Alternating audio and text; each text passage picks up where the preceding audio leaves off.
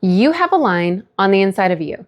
And when that line is consistently and repeatedly crossed by the people that you are supposed to trust, you are going to end up feeling frustrated, resentful. You'll feel a whole lot of dread from like just the thought of being around people. You're going to feel powerless and ultimately burnt out, and like you just want to quit and you don't know why. And you're left believing that you're just a weak Christian, that you're not trusting God enough. And like, why, if I could just trust him enough with my emotions and with my frustrations, then this would all sort itself out. So either God isn't faithful, or he's not trustworthy, or I'm not a good enough Christian. You're left with a whole bunch of confusing thoughts that you were never meant to be left with.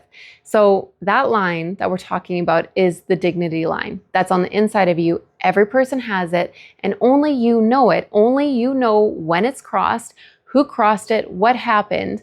And the problem is that we've been taught as Christians that when our personal dignity line gets crossed, we're supposed to say, it's okay, it's okay, it's okay, I'm fine. It's totally fine. I'll pull it together. I'll go to God. I'll pray about it. I'll trust him and he'll help me. When what we should know how to do is to say, hey, hold on.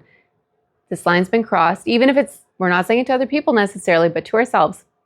This line has been crossed. I need to pay attention to this and take it seriously.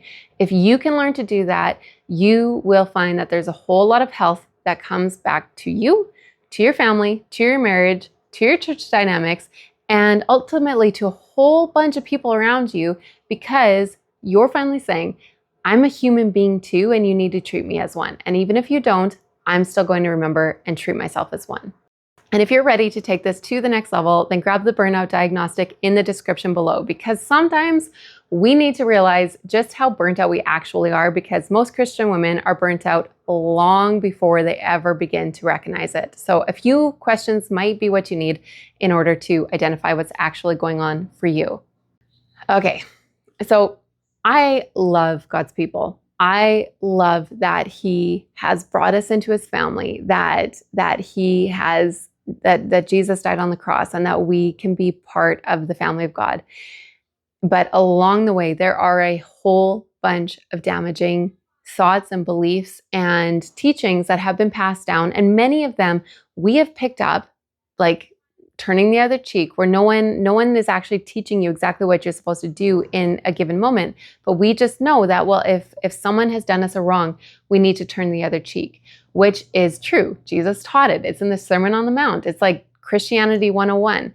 And yet what happens is that we have turned the other cheek at times when, here's the thing, is that we've turned the other cheek. We've been taught that turning the other cheek means that if someone puts you down, degrades you, does wrong by you, you need to just say, like, it's okay, here, you can do it again.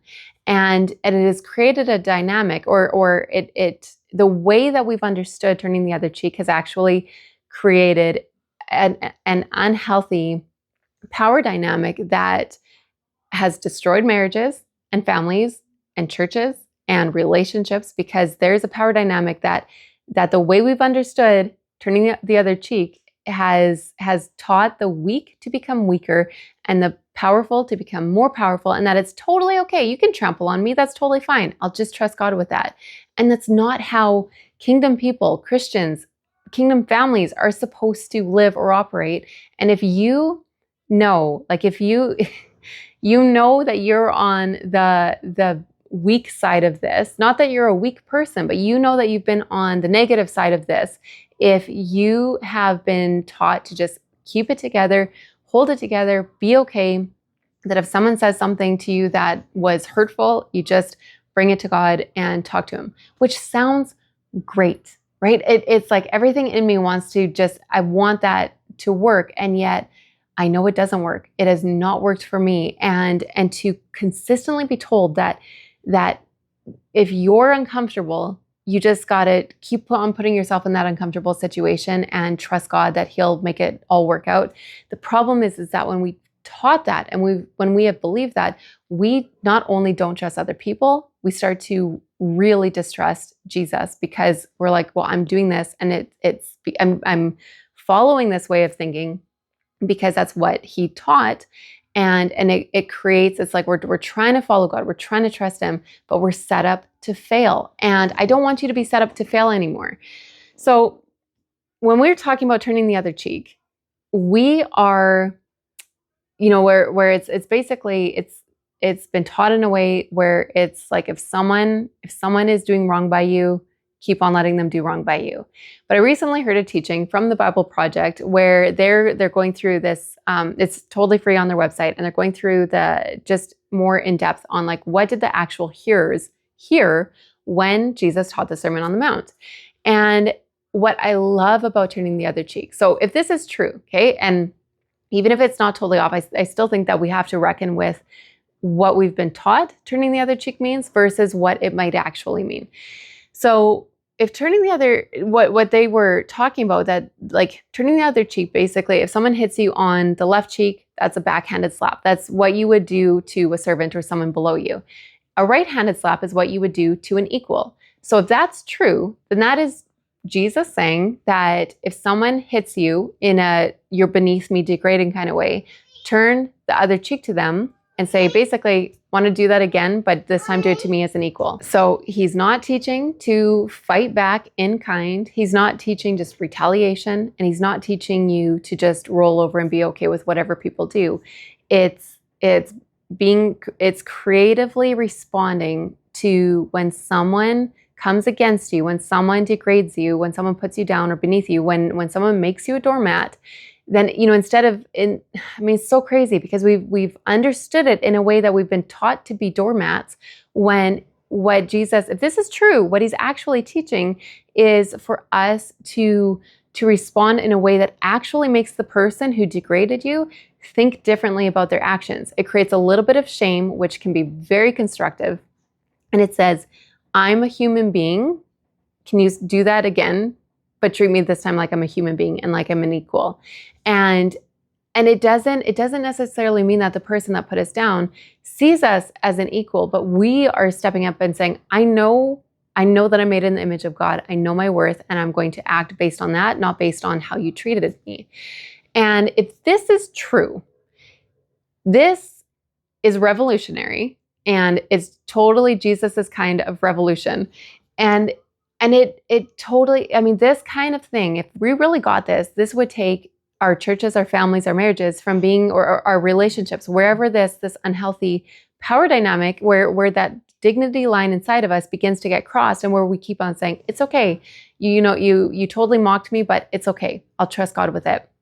Instead of doing that, we're actually saying, hey, that's actually not okay, and you can't treat me that way. And if you do, I'm removing myself from the situation. That's a totally different way to respond, and a way that us as Christians are not good at responding. Okay, quick pee break. Not for myself, for my toddler.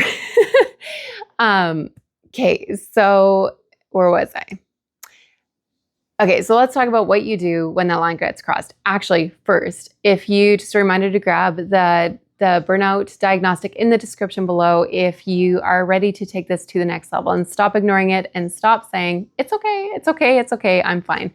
Please, at the very least, stop calling these things okay.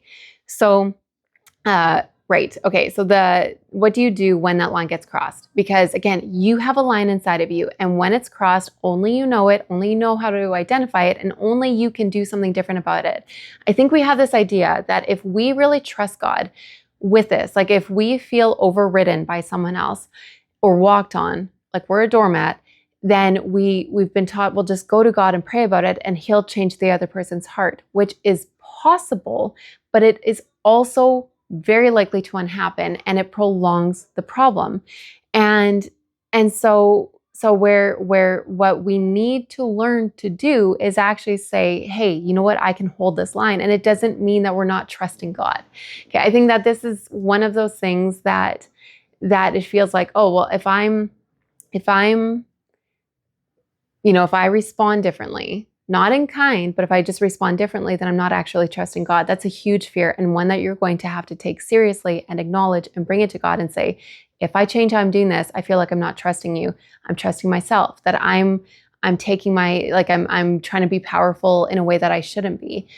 But the thing is, again, if we've understood turning the other cheek to mean one thing for a very long time, and that wasn't even what Jesus is saying, we've got to reckon with that, because if what he's saying is actually giving dignity to the downtrodden in a way where they might still be walked on, but they know that they have dignity because of who they are to God, that is revolutionary, and in a very subtle, very good way where God transforms people.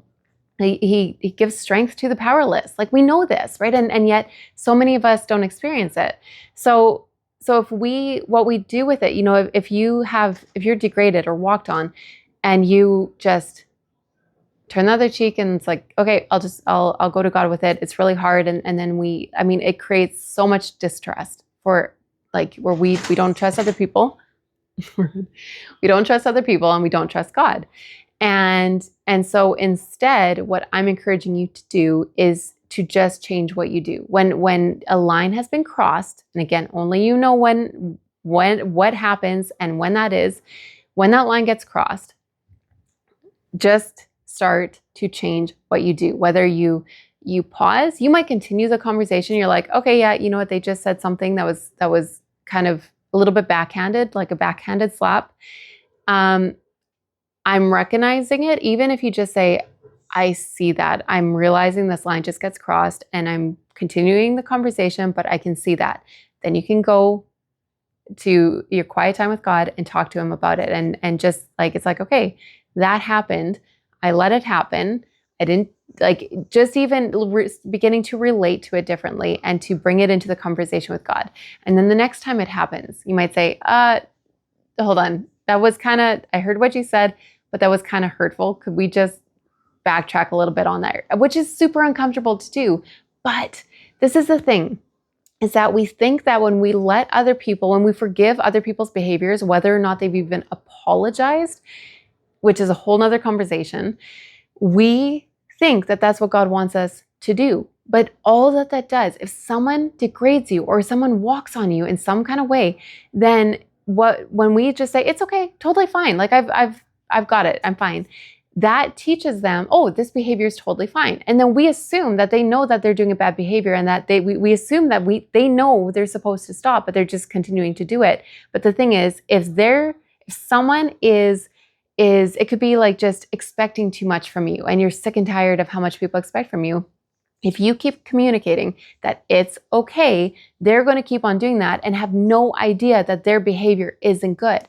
If someone, like, if you share information about yourself and someone goes and shares it with everybody else and you don't say something to them, they're going to think that behavior is totally fine. And which is why, in so many ways, so many behaviors that are not okay get perpetuated within church cultures, family cultures, and within marriages, because we've been told, turn the other cheek in a lay down and be totally okay with it kind of way, versus saying, hey, wait a minute, let's talk about this. This is not okay, right? And it takes creativity. Ask God for that creativity to challenge unhealthy behaviors.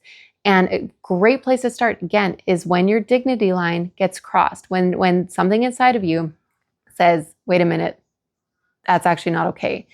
And for you to just learn to respond differently to that. And it might mean at first, again, just acknowledging that didn't feel good for me. And the thing I want you to see is that you learning to recognize the dignity line and doing something different about it and calling people out. And it might, it's like it takes wisdom. It takes skill. It takes looking at the situation, and I'm not in any way encouraging you to just blow up in someone's face, but to take this seriously and begin to ask God for wisdom on how to handle these situations differently.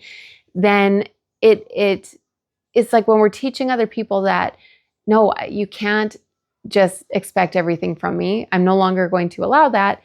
It teaches people to have healthier boundaries themselves. Honestly, it's one of the things, like, if you can respect your own dignity line, you are going to recognize it in other people, and you're going to respect it in other people. It's going to bring health to them in that way. It brings health to you. Because like your kids are watching you. They're watching how do you respond when your husband degrades you, or when you degrade your husband. It can go both ways. When when you're exhausted and you say yes to someone making a request of you, your kids watch that. Other people, new believers, like we're seeing and we're learning from each other. And so when we're teaching by our behavior to turn the other cheek in a way that perpetuates problems, that's not good and it's not from God. And it creates, again, like I was saying, a whole lot of distrust between us and others and us and God.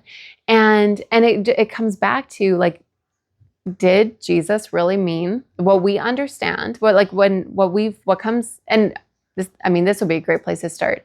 What comes to your mind? What did Jesus mean, according to what you understand, when he said, turn the other cheek?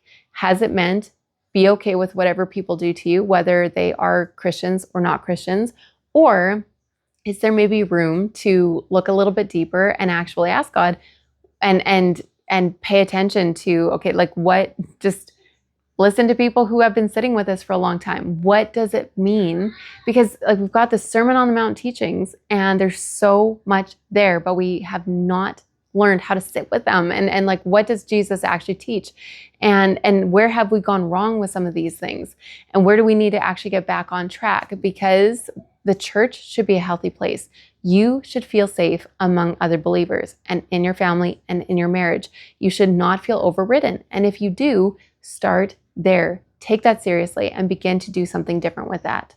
Okay, so if that was helpful, let me know in the leave a comment below, because I'm curious is this hard to hear? Is it frustrating? Maybe it leaves you really frustrated because you're like, maybe this is what you've been waiting to hear, but you were like, why did the church teach this? Why was this passed down? Because it's caused so much destruction in your own life. Or maybe you're frustrated that I'm saying this because you're totally convinced that turning the other cheek means that no matter who wrongs you, you just have to be okay with it. So whatever it is you're feeling, let me know in the comments below. And also remember that if you are burnt out and you're beginning to recognize it, or maybe you're not even sure if you're burnt out, then grab the burnout diagnostic in the description below. Because if you're answering yes to 4 or more out of the 12 questions, then you know you have a problem you need to face and fix.